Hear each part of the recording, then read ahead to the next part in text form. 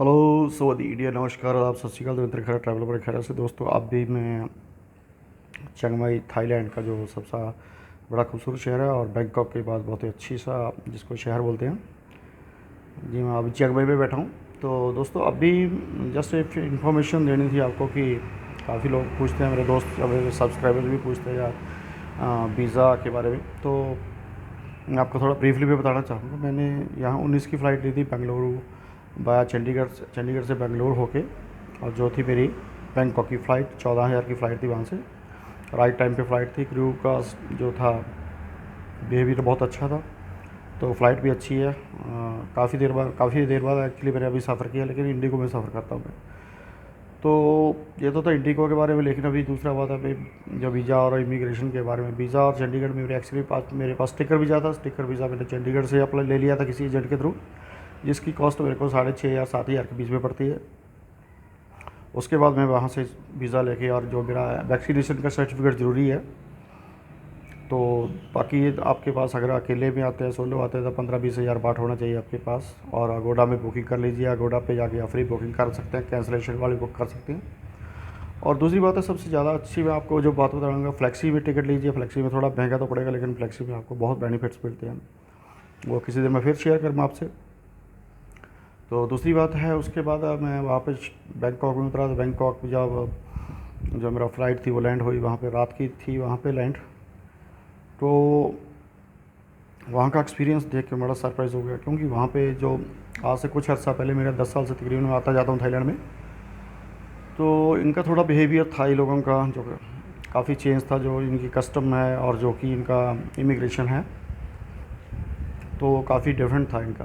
तो लेकिन अभी जो मैं उतरा वहाँ पे जाके, तो बहुत अच्छा इन्होंने वेलकम किया। इवन कि मेरे से तो काफ़ी कुछ पूछे नहीं का।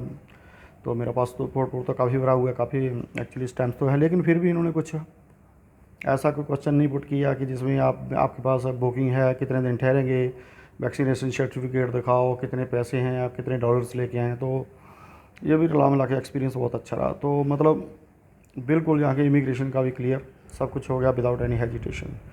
तो अब इतना नहीं पूछ रहे, लेकिन ये मेरे ख्याल से 1 सितंबर से वीज़ा के बारे में सोच रहे हैं, वीज़ा वेव ऑफ कर दें जो भी वीज़ा फ़ीस है, लेकिन अभी श्योर नहीं है। लेकिन एक बात श्योर है कि जो 14 दिन का वीज़ा अराइवल था, वो 14 दिन का वीज़ा इन्होंने 29 दिन या 30 दिन के बीच में बढ़ा दिया गया है, उसी सेम प्राइस में जितना आप 2,000 वाट यहाँ पर लेते थे, और एक्स्ट्रा 200 वाट लेते हैं यहाँ पे आके। तो उसके इंक्लूड लेके आप उसका जो यहाँ पे स्टे का है वो आपका बढ़ा दिया गया है। तो ये थी कुछ जानकारी जो मैं आपसे शेयर करना चाहता था। वीज़ा बिना हेजिटेशन के भाई आ सकते हैं, कोई ऐसा प्रॉब्लम्स नहीं है, कोई दिक्कत भी नहीं है। तो मेरे साथ ऐसा कुछ भी नहीं हुआ, बहुत अच्छा मेरे को रिस्पांस मिला है।